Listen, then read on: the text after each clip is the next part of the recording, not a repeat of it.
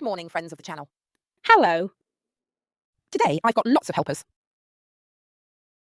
We need to redo this lovely sideboard for your son and his wife. So let's make it clear that your son isn't exactly a child. How old is he? 34. But he's got a very magic house. Yes, like everyone in the family. This piece of furniture needs to go in front of a very special rug, which has some beautiful colours. And for this reason, in full agreement with the owners of the soon-to-be restyled furniture, we've decided to use two new magic paint colours. Curry Up, which is this lovely ochre, very deep, and Pure Sand, a warm shade that sits perfectly in the middle between clear sand and dark sand, so it doesn't have the greyish hint of dark sand. But it's not as ivory as clear sand either. I absolutely love it and it covers really well. But listen, do they want to see more ochre or more white? I can't remember now. Let's go and find out. We'll call them and get started. Let's start.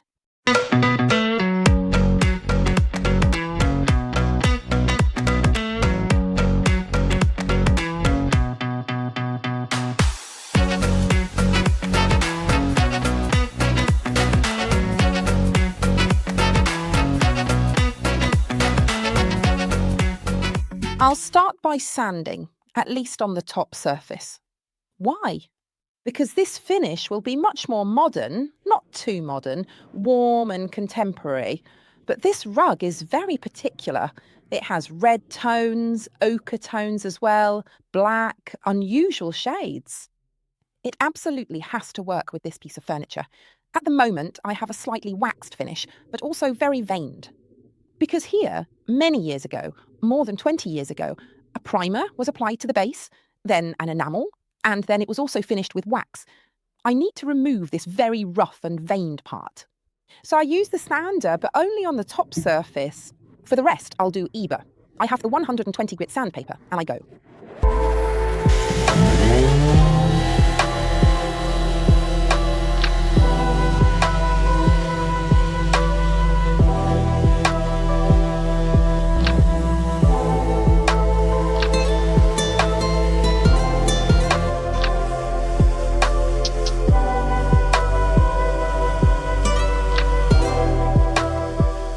While I carry on sanding the top surface, which is coming out really well, Emma and Monica start washing.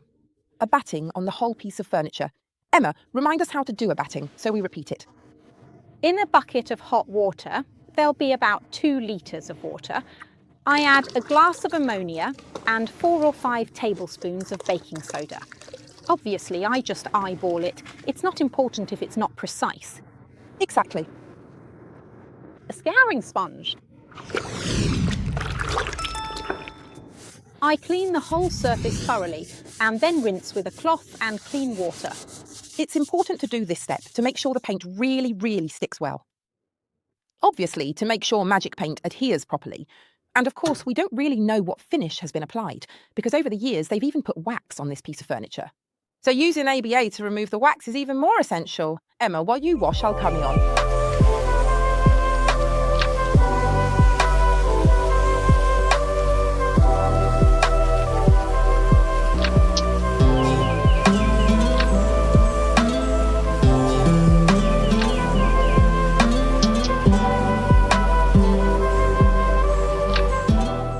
Just take a look at the beautiful wood revealed underneath.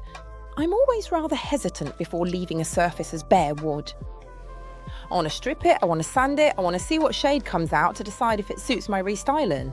In this case, by removing the first layer of colour, by taking off the primer. A very light wood has come out, which will look good with my restyling, so I want to keep it as bare wood. Of course we'll protect it. I've gone over it with 120 grit sandpaper and removed both the old paint and the primer. Now, I use 320 grit fan paper to smooth it and make it really velvety. Remember, it's not just about how it feels to the touch, but also about closing the pores of the wood. This way, the wood will be better protected. It will still absorb the protective coating well, but it will be much more resistant. I'm going over the entire top surface.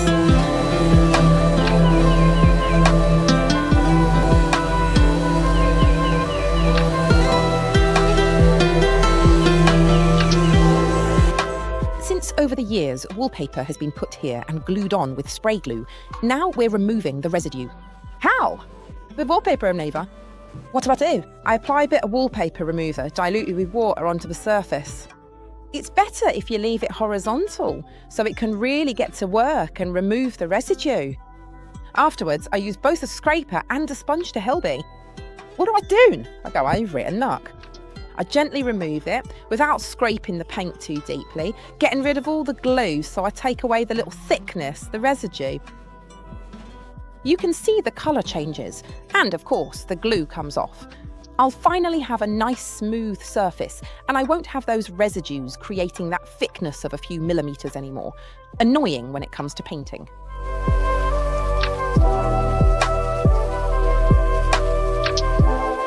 This glue is very dry, but even so it comes off well.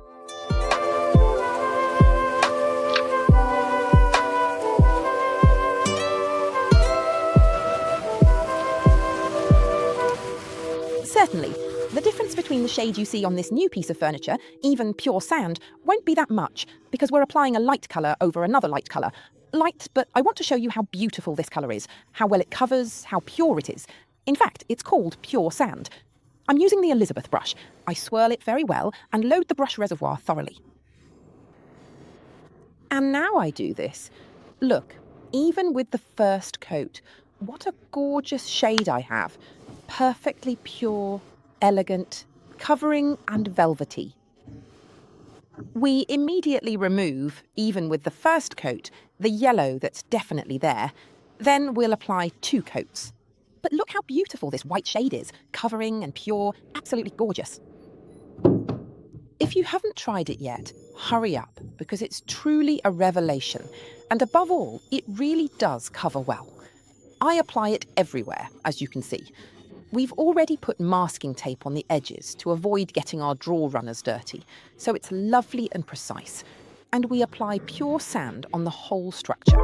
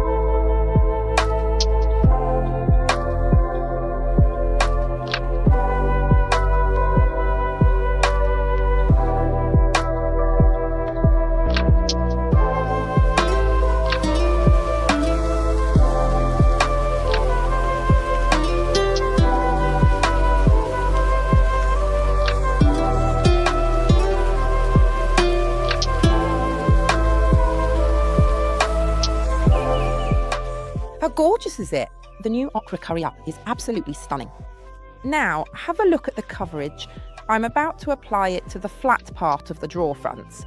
Obviously, I'll apply 2 coats to achieve an even deeper shade, but it really is spectacular. Just very beautiful. It warms up and gives so much character to any restyling. I apply it with the Tester Quadra brush. If I smudge, I keep a damp cloth nearby and do this. This way, I'll be very precise.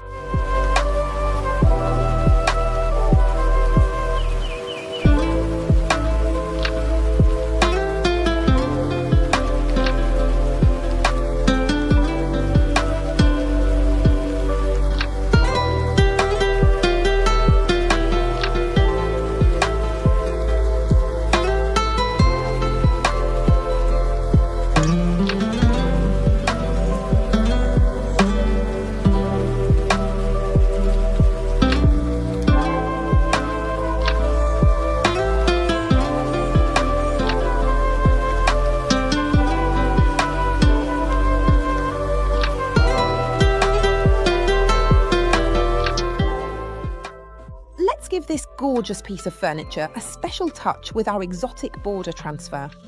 Why? Because the rug in question has exactly the same patterns as this transfer.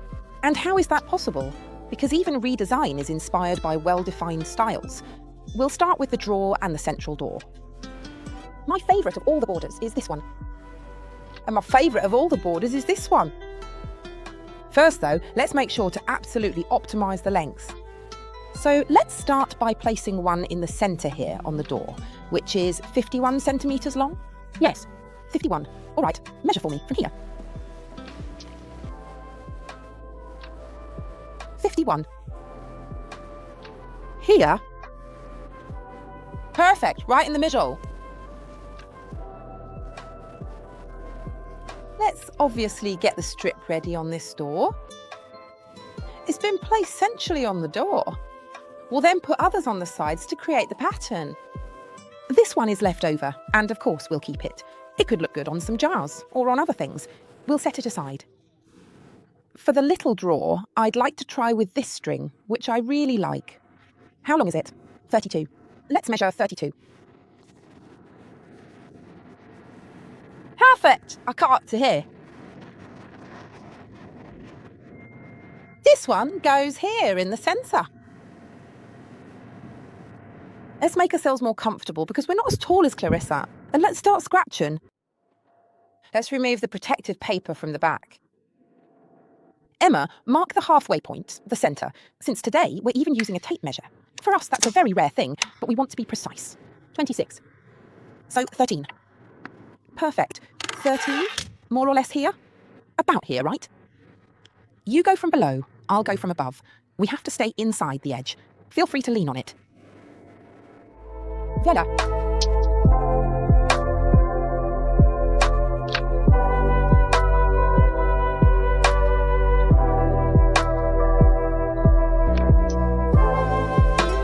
We also apply the first border to the drawers. Obviously, we will only put one, while on the doors we will put 3.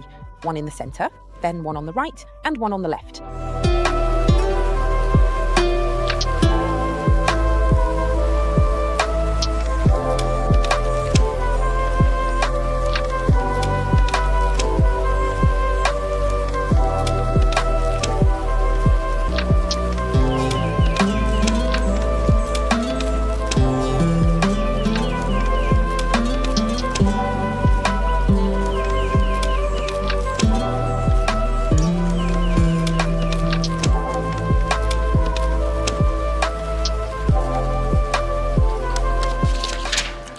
Voila! Beautiful. Emma, can you show us the chove? Here it is. The first step is this, so deciding how to place the various bands. For the little doors, I would like one wider central one and 2 a little smaller ones on the sides and on the drawers. Probably just one will be enough. Should we carry on? Yes, but let's show home how we pair them and why, the stylistic choices.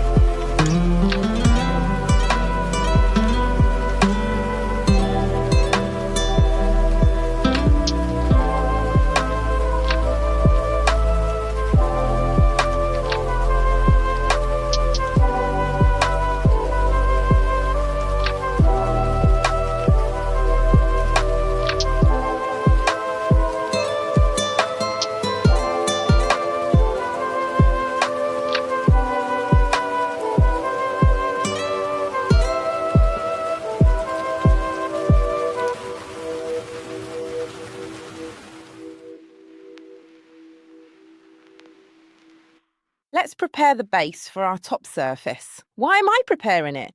because this time I don't want to use pure marron glacé. It would be too dark. So in this bowl, I'm putting a drop of marron glacé and a drop of satin protective coating. This way, I'm going to dilute it. Obviously, I'm making it lighter, it'll be less intense, and I'm also going to add a little bit of water. Why water? Because that way the wood will absorb it better, it'll be slightly diluted, and of course it will stain a little less as I go. Right, I mix all the components together and using the king brush, I start applying it. Why do I use the king?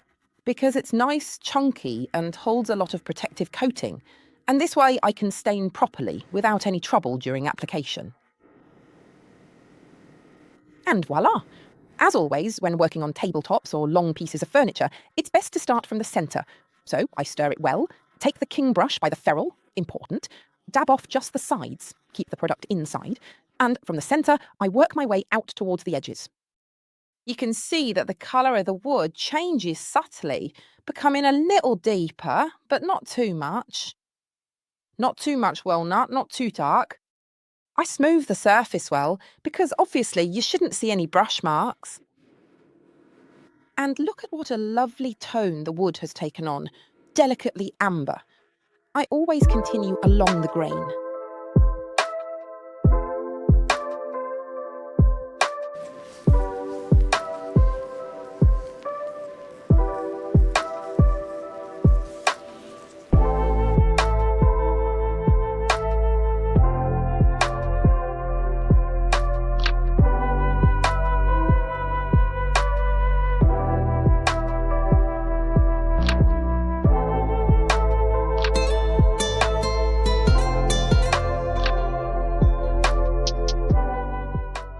Now I'll let this first coat of very light marron glacé dry thoroughly.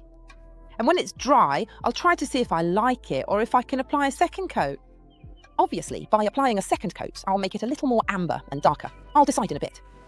Let's apply a coat of matte protective coating over the whole structure. Why matte? Because I really like this almost neutral finish, as if it's not even there. And in my opinion, this colour looks even better. With this finish, both the curry up and the pure sand. I'm using the Elizabeth brush, the bigger one, because it'll definitely take me less time, since I have to do the sides and the whole structure as well. Then the matte protective is so easy to apply that I obviously have to pay even less attention. It's a protective coating that avoids any kind of flaw. I really recommend it. If you have any doubts, give it a try, because it's truly brilliant. And there you have it.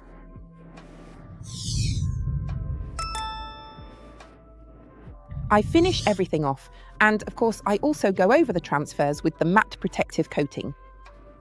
Always remember that transfers can only be covered with one coat of protective coating, so if you want to apply 2 coats of protective on this piece of furniture, that's absolutely fine. The important thing is that you only apply 1 coat over the transfers, also because 2 aren't needed where there's the drawer and the doors. But perhaps the skirting at the bottom, where you might knock it with the hoover or where you mop, might need 2 coats of protective coating. It depends on the amount of wear and tear you have at home. So please always remember, on the underside, if you like, you can even apply 2 coats. But on the transfers, just 1 coat of protective coating. Why is that? Because otherwise it'll come on stuck again. Let's carry on. A second coat of diluted marron glacé on the surface. This way it'll be even more amber coloured. As you can see, as it dries, it's lightened up. So please, always remember, don't worry about it. If at first it all seems too dark, it's because as it dries, obviously, the wood absorbs it and changes. We've got the 3 Hail Marys here. There we are. Look. Can you see it as sandboard? What do you think? I like it. Me too. The wood on top's nice. Yes. We've given it a quick sand, a second coat, and now it's looking really, really good. So what shall we do now? We'll take it to Monica's son's house and see how it finally looks in front of this lovely rug, which goes perfectly with our transfer. Until you see it in its final place, you won't understand the reason behind this restyling. So stay tuned, because you'll see it in a moment. Let's go. This restyling is finished as well, and we've come to the lad's house to show you where the inspiration came from, namely this rug, which has exactly the same shapes and patterns. On the piece of furniture too, We don't want to disturb too much, but I wanted to show you how well these tones go together, both with the floor and the rug, as well as with the other things they've chosen to furnish the house. Nearby, there are also some chairs that are the same colour as Curry Up, and an armchair too, along with other accessories. So in my opinion, it really is the perfect combination. Emilio wants to play, so let's not keep distracting him and being a nuisance. Let's head off. And we'll just remind you of two things. Firstly, where can you find Magic Paint? On the website magicpaint.it, where you'll also find all the authorised retailers on a handy map in the search section. Just type in your city and you'll see all the retailers near you. And Magic Paint isn't available on Amazon, is it? And in the big DIY chains like Leroy Merlin. Well done, Emma, for pointing that out, because more and more people are asking us where to find it. Where? On the www.magicpaint.it website. Goodbye. Goodbye.